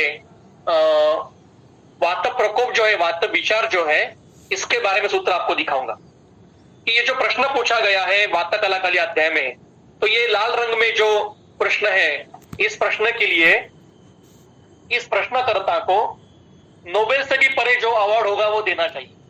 अगर इन्होंने ये प्रश्न पूछा नहीं होता तो आत्रेय जी ने वात प्रकोप का वर्णन नहीं किया होता। वो कहते हैं कि ये जो वायु है ये असंघातवंत है, मतलब अनकंडेंस है। असंघातवंत की टीका है पित्तश्लेष्मवत अवयव संघात रहित, मतलब इसको अवयव नहीं है, संघात रहित है। इसका अर्थ इसको परमाणु नहीं है ऐसा नहीं है, परमाणु है पर इसका संघात नहीं। अनवस्थितम मतलब चल स्वभाव, मतलब अनस्टेबल है। और अनासाध्य मतलब इसको हम पकड़ नहीं सकते, यू कैनॉट सीज इट। ये चलत्व और अनिबिड़ अवयवत्व न, इसको हम पकड़ नहीं सकते। तो ऐसा जो पकड़ में नहीं आता, जिसका प्रमाण नहीं। मैंने अगर आपको कहा कि देखो मेरे हाथ में एक बॉटल है और इसमें 1 किलो वायु है, तो आप मुझे पागल समझोगे। मैंने आपको कहा कि आप जिस रूम में बैठे हो वहां 1000 किलो वायु है, तो आप मुझे पागल समझोगे। मतलब इसको प्रमाणित नहीं कर सकते हम, इसका प्रमाण नहीं कर सकते, इसको पकड़ नहीं सकते, इसको देख नहीं सकते, इसके अवयव संघात नहीं है, ये चल स्वभावी है। ऐसे वायु को वृंताक जैसा, चढ़क जैसा, पकड़ने वाला, दिखाई देने वाला, स्थिर स्वभावी और प्रमाण कर सकते हैं ऐसा द्रव्य प्रकोपित कैसे करता है। और तैल जैसा मूर्त, दिखाई देने वाला, प्रमाणित करने के योग्य ऐसा तैल जैसा द्रव्य इसको प्रशमित कैसे करता है। ये हमें बताइए, ये प्रश्न पूछा है 12वें अध्याय में। अरे जरा पढ़िए, चरक खोल के पढ़िए, कितना सुंदर प्रश्न है ये शायद वैद्य कुलकर्णी जी ने लिया है पहले, इसके ज्यादा भाष्य में नहीं करूंगा। ये जो प्रश्न पूछा गया है, देखिए इसका उत्तर ऐसा है कि एक वाह्यमान धातु है ये स्रोतस है। इसमें से वाह्यमान धातु है, धातु के परमाणु कहीं पे भी बिना रुकावट के संचार कर रहे हैं। अगर वात प्रकोपक हेतुओं से क्या होता है, तो प्रथम स्टेज पे होता है रुक्ष लघु शीत दारुण खर विशद सुशीर, ये शरीर होता है, वायु नहीं बढ़ता है। वात प्रकोप का अर्थ हमें लगता है कि जैसे गुब्बारे में हवा भरी तो गुब्बारा फूट गया, तो वात प्रकोप नहीं कहते हम। वात प्रकोप का अर्थ है शरीर रुक्ष होता है, शरीर का स्रोतस रुक्ष होता है, शरीर का स्रोतस खर परुष विशद सांद्र दारुण कठिन हो जाता है। ऐसे स्रोतस में ये जो वाह्यमान धातु घटक है, ये किसी एक जगह पे रुकते हैं, इनका लॉजिंग होता है। इसी को स्थान संश्रय कहते हैं, इसी को आश्रय कहते हैं, इसी को संग कहते हैं। और फिर धीरे धीरे इनकी मात्रा बढ़ती है, आप्यायन होता है। एक परमाणु रुका, फिर 2 रुका, 3 रुके, फिर 100 रुके, 20% block, 30% block, 40% block, 80% block, 100% block. यही संप्राप्ति एमआई में होती है, अंजाना में होती है, ब्रेन हेमरेज में होती है, अपने पोर्टल वेन हाइपरटेंशन में पोर्टल वेन ब्लॉक जो होता है उसमें होती है, वेरिकोज वेन्स में होती है, बिलियरी ट्रैक में जो प्रॉब्लम होके रुद्धपथ कामल उत्पन्न होती है, वहीं पे भी यही होता है। शरीर में जहां जहां यह संप्राप्ति होती है, इस प्रकार संप्राप्ति होती है, उसको वात प्रकोप की संप्राप्ति में ले सकते हैं। और फिर सब ब्लॉक होने के बाद अब आगे जाने के लिए मार्ग नहीं बचा है, तो वो पीछे जहां जगह मिलती है, प्रवाह तो चालू है ना, वो पीछे मुड़ता है या जहां जगह मिलती है वहां पे जाता है, इसको उदीरण कहते हैं। तो ये 4 स्टेज पे वायु का वात प्रकोप होता है। तो ये वायु का स्वरूप हमने देखा।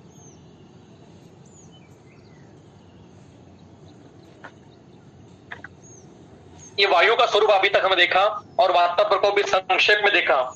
वायु का स्वरूप मतलब शरीर में गुड़गुड़ आवाज करने वाला, कान में आवाज आने वाला, हृदय में पैल्पिटेशन होने वाला, ये वायु नहीं है, इतना ही स्वरूप नहीं है। वायु 2 प्रकार के शरीर में है, मूर्त और अमूर्त। अमूर्त वायु ये मूर्त वायु को कार्य में रखता है। मूर्त वायु 3 प्रकार के हैं। एक पांचभौतिक जो वायु है, आहार से उत्पन्न होने वाला, कटु अवस्था में उत्पन्न होता है। इसके ऊपर प्रक्रिया होकर आगे जाके दोष स्वरूप वायु उत्पन्न होता है, जो शरीर में रुक्षादि गुणों का कार्य करता है, उत्साहादि निश्वास आदि कार्य करता है। और तीसरा मूर्त वायु जो सृष्टि का बाहर का पांचभौतिक वायु है, ये श्वसन के साथ शरीर में अंदर जाता है और कार्य करता है या त्वचा के ऊपर कार्य करता है। और सबसे महत्व का वायु समझना है, वो अमूर्त और शक्ति स्वरूप वायु है, जो इस मूर्त वायु को गति में रखता है। ये समुचित वर्णन किया है। एक विषय रह गया है, वो है प्राणोदान समान व्यान अपान आत्मा। ये वायु के 5 प्रकार नहीं है, इसको प्रकार नहीं कहा है। वहां आगे शब्द है प्राणोदान समान व्यान अपान आत्मा। ये आत्मा कैसे आया, देखिए आप सूत्र स्थान का 12वां अध्याय निकाल के देखिए। आत्मा मतलब आत्मरूप। ये आत्मन शब्द का प्रथमा विभक्ति एक वचन है। ये एक ही वायु के, एक ही दोष स्वरूप मूर्त वायु के 5 आत्मरूप है। शरीर में दोष स्वरूप वायु एक ही है। ये प्राण उदान समान व्यान अपान, ये इसी वायु के 5 अलग अलग रूप है। जैसे मैं एक व्यक्ति हूं, अभिजीत सराफ मेरा नाम है, मैं किसी का पिता हूं, किसी का पुत्र हूं, किसी का पति हूं, किसी का भाई हूं, किसी का मित्र हूं, किसी का शिष्य हूं। मेरे अलग अलग रूप है। जिसका मैं शिष्य हूं, इसके साथ में मैं मित्र जैसा व्यवहार नहीं कर पाऊंगा, और जिसका मैं पुत्र हूं, इनके साथ में मैं मेरे मित्र जैसा व्यवहार नहीं कर पाऊंगा, और जिसका मैं मित्र हूं, इनके साथ में मैं मेरे पिता जैसा व्यवहार नहीं कर पाऊंगा। ये मेरे अलग अलग भूमिकाएं हैं। जहां पे मैं जैसा हूं वहीं पे मैं उस प्रकार से रहता हूं। When you are in Rome be like a Roman. उसी प्रकार से पांचभौतिक दोष स्वरूप वायु में जब पार्थिवत्व घटकों का आधिक्य होता है वायु के परमाणु में, तब वो अपान क्षेत्र में जाके बैठता है नीचे, उसको गंध है, उसको हम अपान नाम दिया है। जिसमें आग्नेय घटक ज्यादा है वो समान क्षेत्र में जाके काम करता है और अग्नि का प्रेरण का कार्य करता है, उसको समान नाम दिया है। जिसमें जल प्रमाण अधिक है वो उदान का कार्य करता है, जिसमें प्राण का मतलब आकाश का ज्यादा अधिक है वो प्राण क्षेत्र में जाके काम करता है, और जिसमें वायवीय तत्व अधिक है वो व्यान का स्वरूप में कार्य करता है। ये पांचभौतिक विघटन, वायु के 5 प्रकारों का पांचभौतिक विघटन सुश्रुत संहिता ने दिया है सूत्र स्थान में।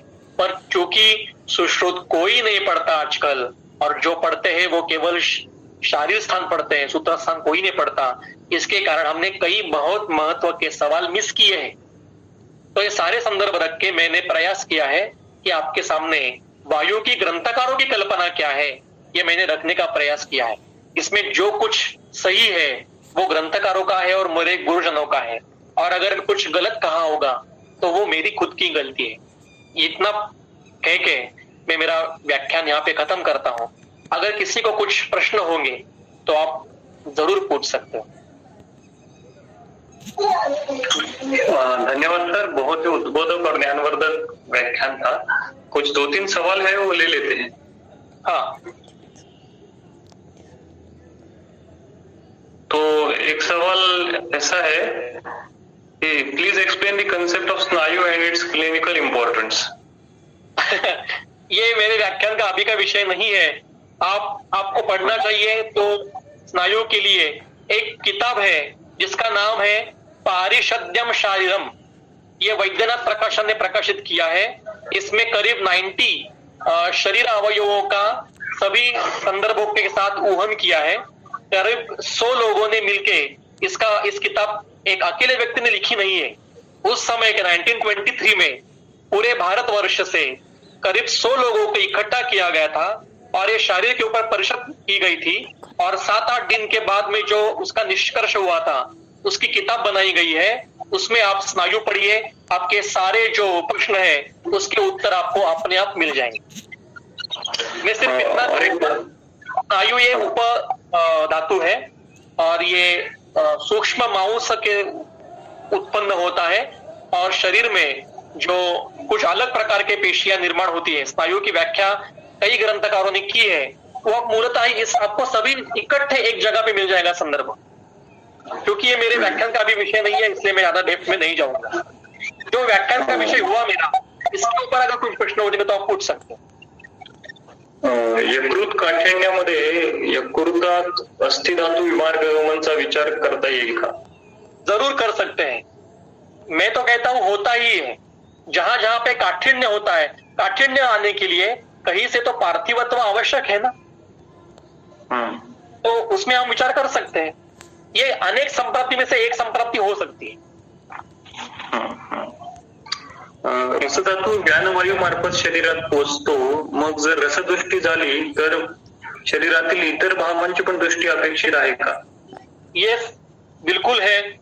इसलिए उन्होंने कहा है कि ये देखिए पूरा ग्रंथ ये उपलक्षण स्वरूप में वर्णन किया गया है। उपलक्षण मतलब उदाहरण मात्र।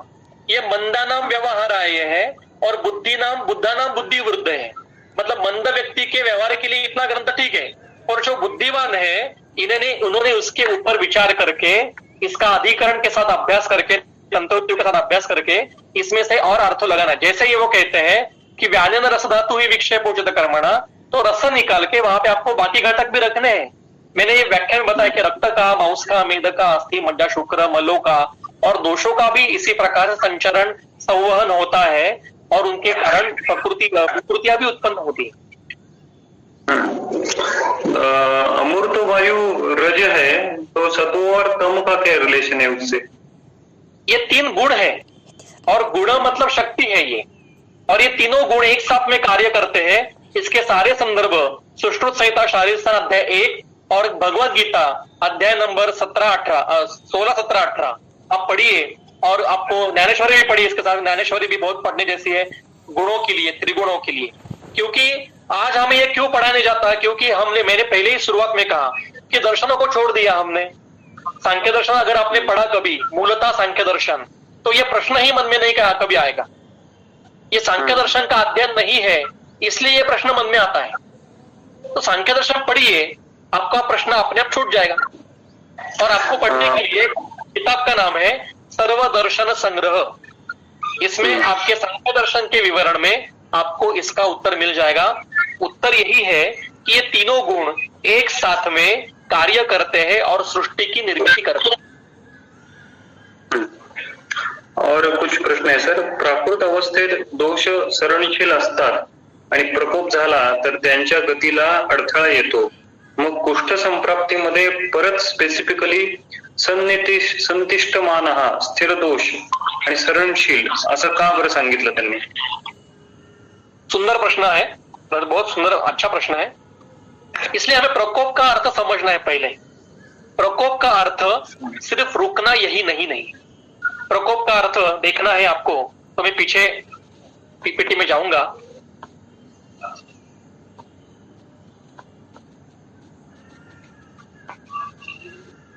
क्योंकि अभी का विषय नहीं था इसलिए मैंने ओमिट कर दिया था।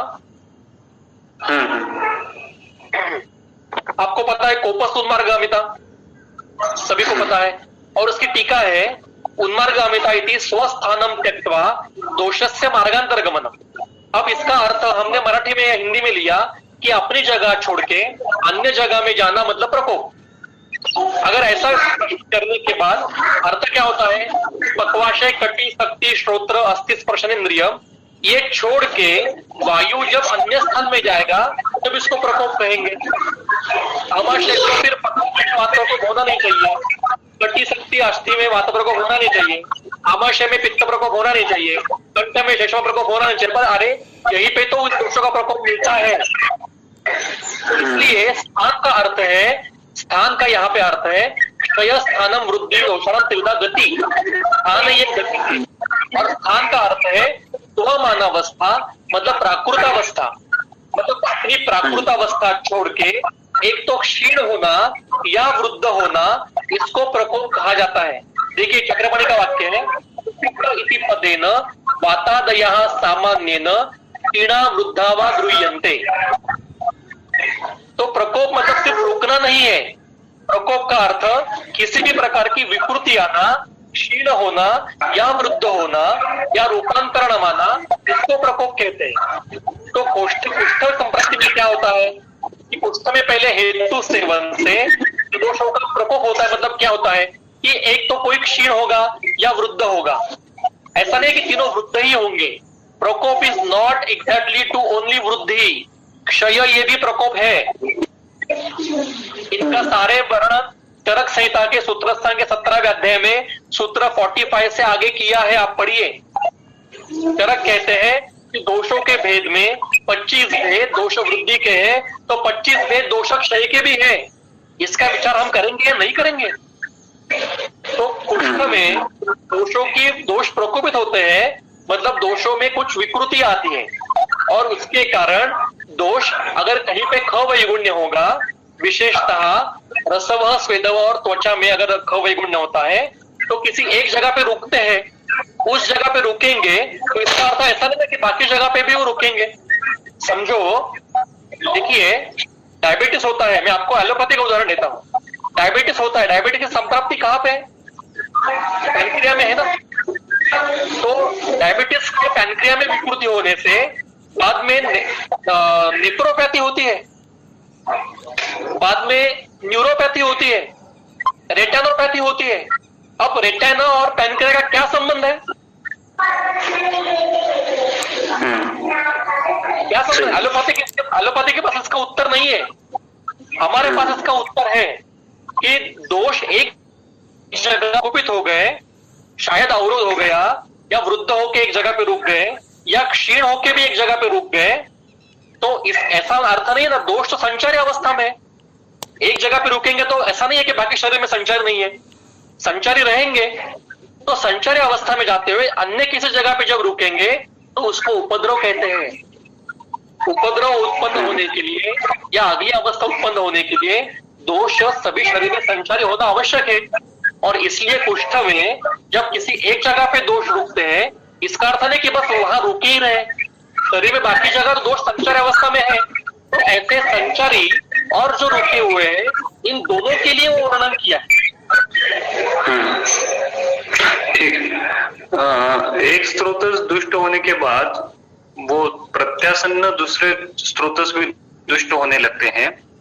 हाँ, दोष तो ऑलरेडी प्रकोपित है, उनकी गति को जहां पे अवरोध होगा तो वहां वो खवैगुण्य के मिलके वो व्याधि वहां पे स्थान संश्रय करेंगे और व्याधि की निर्मिति करेंगे। तो दोष स्थिर होने के लिए दूसरे स्रोत से में वो कैसे पहुंच जाते हैं, अगर दोष स्थिर है कुष्ठ के संप्राप्ति में या फिर अन्य संप्राप्ति में?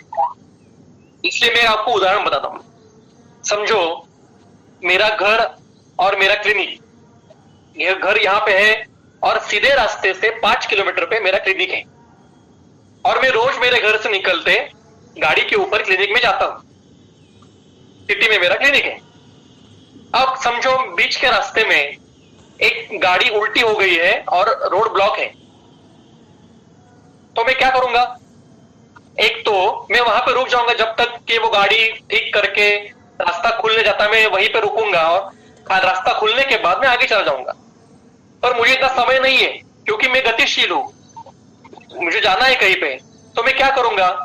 बाजू से जो कोई गली होगी उसमें से आगे चला जाऊंगा।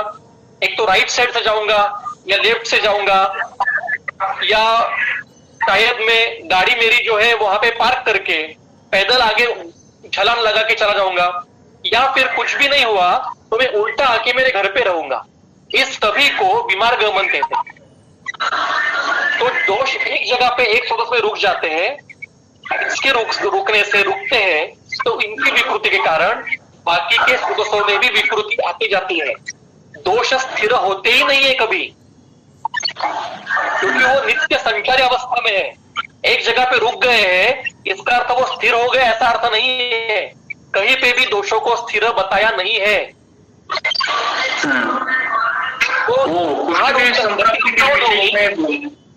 वो सवाल सर वो कुष्ठ संप्राप्ति विशेष के माध्यम से था। वो कुष्ठ में जो बताया ना कि एक जगह पे रुक गए तो वो जहां जगह मिलेंगी वहां से घूमने लगेंगे। देखिए मैंने इसी पीपीटी में एक डायग्राम लिखी है।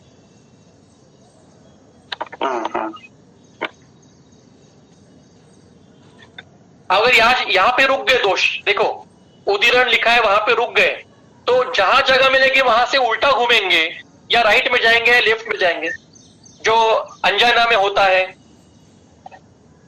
मेरे पास में एक अभी पेशेंट है जिसको पोर्टल वेन टोटली ब्लॉक कर गई है। मतलब 9-10 इयर्स का लड़का है, उसकी पोर्टल वेन टोटल ब्लॉक है। नेचुरली क्या हुआ है, उस पोर्टल वेन के साथ में एक छोटी वेन और रहती है, स्टेनिक वेन, वो बड़ी हो गई और वहां से उसका रक्त संवहन शुरू हो गया। पेशेंट इज नाउ असिम्टोमेटिक, उसको कुछ ट्रीटमेंट करने की मतलब एलोपैथी के जरिए से कुछ जरूरत नहीं है, पर हमने चिकित्सा शुरू कर दी है, संतर्पण की चिकित्सा शुरू कर दी कि संतर्पण कम कर दिया जाए और उसका ब्लॉक कम कर दिया जाए। तो एक जगह पे रुक गए तो वो संचारी रहे, ऐसा स्थिर नहीं रहेंगे। स्थिर रह गए तो वो फट जाएगी, स्रोत फट जाएगा, वो घूमता रहता है। जैसे नदी में हमने डैम बांध कर दिया, डैम कर दिया, तो क्या होता है, पानी तो चल रहा है ना पीछे से, तो पानी कहाँ जाता है, पानी बैकवाटर जहां जगह मिलती है वहां फैल जाता है। और इसलिए डैम से भी पानी थोड़ी देर बाद छोड़ना पड़ता है, तो डैम फूट जाएगा। एक मिनट प्रेशर, ठीक है? मतलब am I able to answer the question?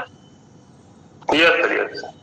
ज्ञान का रसधातु विक्षेपण ये कार्य कटु अवस्था पाक के बाद दिखता है क्या, और इस रसधातु विक्षेपण कर्म में पांचभौतिक वायु का योगदान क्या है? ये बहुत गोलमाल सवाल है, फिर भी मैं उत्तर देता हूं कि अवस्था पाकों के बाद ही दोषों का परमाणु की निर्मित होती है। मतलब मधुर अवस्था पाक है। मधुर अवस्था पाक का अर्थ है पार्थिव और आप्य का अवस्था पाक। यहाँ आहार मीठा नहीं होता है। अम्ल अवस्था पाक में आहार खट्टा नहीं होता है। अम्ल अवस्था पाक ये मतलब आग्नेय और पार्थिव महाभूतों का विघटन, और कटु अवस्था पाक मतलब आग्नेय और वायव्य महाभूतों के विघटन। और इसके तिक्त, कषाय और लवण अवस्थापक नहीं है, क्योंकि रसों के अवस्थापक नहीं है, ये महाभूतों के अवस्थापक। आहार के सेवन करने के बाद प्रथमतः पार्थिव और आप्यों का विघटन होता है, फिर आग्नेय और पार्थिव का विघटन होता है, और बाद में शेष बचे आग्नेय और वायव्य का विघटन होता है। ये अवस्थापकों के बाद में दोषों के परमाणुओं की निर्मित होती है और वो दोष सर्व शरीर में संचर्य अवस्था में रहते हैं और यही इसी को आहार रस कहते हैं। ये सभी घूमते हुए हर एक सदस्य में जाते हैं और अब वहां पे अगर रसव सदस्य है तो रसों को जिस परमाणुओं की घटक की जरूरत है वो लेता है और वहां पे जो तेज महाभूत है जिसको हम रसाग्नि कहेंगे वो उनके ऊपर प्रक्रिया करके रस के परमाणुओं की निर्मित करता है और इसी के बाद में उसका संवहन होता है। कुछ ये तो बट नेचुरल है कि संवहन होने के लिए रस के परमाणुओं की निर्मित होना आवश्यक है और परमाणुओं की निर्मित के लिए पहले अवस्थापाक होना आवश्यक है और अवस्थापाक होने के लिए पहले आहार का सेवन करना आवश्यक है। तो ये अत्यंत सामान्य उत्तर है इसका कि अवस्थापाकों के बाद ही धातु का परिणमन होगा ना। धातु का परिणमन होगा कैसे? ये अवस्थापाकों के बाद ही होगा। और दूसरा सवाल जो उन्होंने पूछा है कि इसमें पांचभौतिक वायु का क्या कार्य है। देखिए पांचभौतिक वायु मैंने एक्सप्लेन किया है कि पांचभौतिक जो वायु कटु अवस्थापाक में निर्माण होता है उसका कार्य शरीर में रोक्षादि गुणों की निर्मिति करना, रोक्षादि गुणों का कार्य करना और चलाने के लिए वही कार्य रहता है। यही इसका ही उत्कटावस्था ये व्यान में है। व्यान ये वायु का प्रकार नहीं है, ये उसी वायु का आत्मस्वरूप है। ये मैंने बताया इस वायु में वायवीय महाभूतों का आधिक्य रहता है, उसको हम व्यान, ये नामकरण हमें समझने के लिए किया गया है। देखिए कुत्ते को ये पता है क्या कि उसको कुत्ता कहते हैं, हाथी को ये पता है क्या कि उसको हाथी कहते हैं। ये नामकरण हमने दिए हैं उनको कि ऐसे ऐसे प्राणी को कुत्ता कहिए, ऐसे ऐसे प्राणी को हाथी कहिए। ये शास्त्र की निर्मिति और इन घटकों को नामकरण जो है ये हमारे समझने के लिए ग्रंथकारों ने किया है। वो व्यान वायु है मतलब वो पंचभूति की वायु है ना, तो वही कार्य करेगा। तो इसके जोड़ के एक सवाल है, पंच वायु का पंचभौतिक वैशिष्ट, पंचभौतिक विशेषता दिया है सुश्रुत सूत्रस्थ में दिया है कि पांचभौतिक जो दोष स्वरूप वायु उत्पन्न होगा उसके परिणमन के बाद वायु में वायवीय व आकाशीय आधिक्य रहेगा। इसके साथ में अगर पार्थिव भी उत्कट रहेगा तो ये अपान क्षेत्र में जाएगा, मतलब जिस क्षेत्र में जाएगा उसको अपान नाम दिया है और सिर्फ उसी को गंध है, क्योंकि गंध ये सिर्फ पृथ्वी का गुण है, बाकी चार महाभूतों में गंध नहीं है। जिसमें जलीय अंश ज्यादा रहेंगे वो उदान का कार्य करेगा, उसको उदान कहेंगे।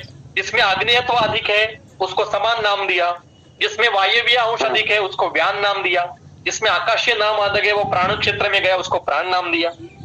ये वर्णन सुश्रुत के सूत्रस्थान में है। भावी गोखले सर ने इसका विस्तार करके कुछ लेख लिखा था ना इसके बारे में। ये और बिल्कुल लिखा है, है बिल्कुल है। संघ और स्थान संश्रय एक ही है या उनमें अलग विविध फर्क है? संघ और स्थान संश्रय पर्याय एक ही है। पर्याय ठीक है सर। बहुत से सवाल है लेकिन फिर भी आपका टाइम लेके आपने यहाँ पे फिर से एक बार मैं आपको और एक सवाल लेते हैं सर, आखिर वाला। हाउ टू कोरिलेट विकृत कर्म ऑफ वायु एंड इट्स रिलेशन विद गुणा। ये अलग व्याख्यान का विषय है। मैं सिर्फ एक उदाहरण देता हूँ।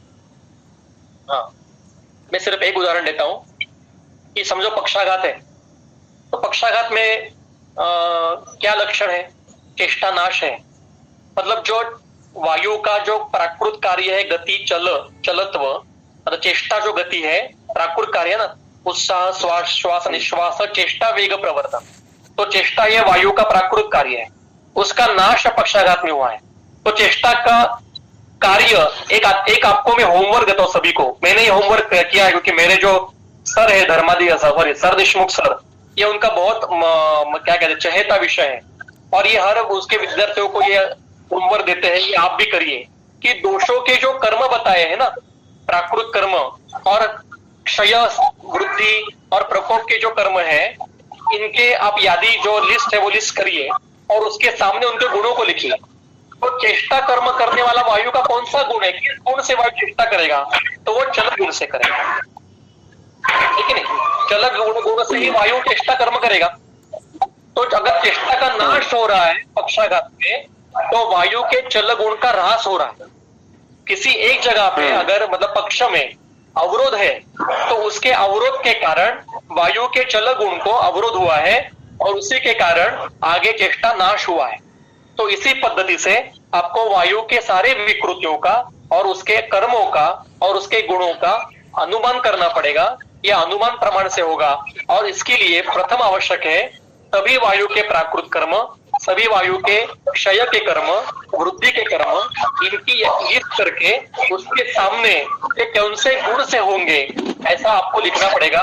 कई कर्म वायु एक गुण से करेगा, कई कर्म वायु दो गुण को मिलके करेगा और कई कर्म वायु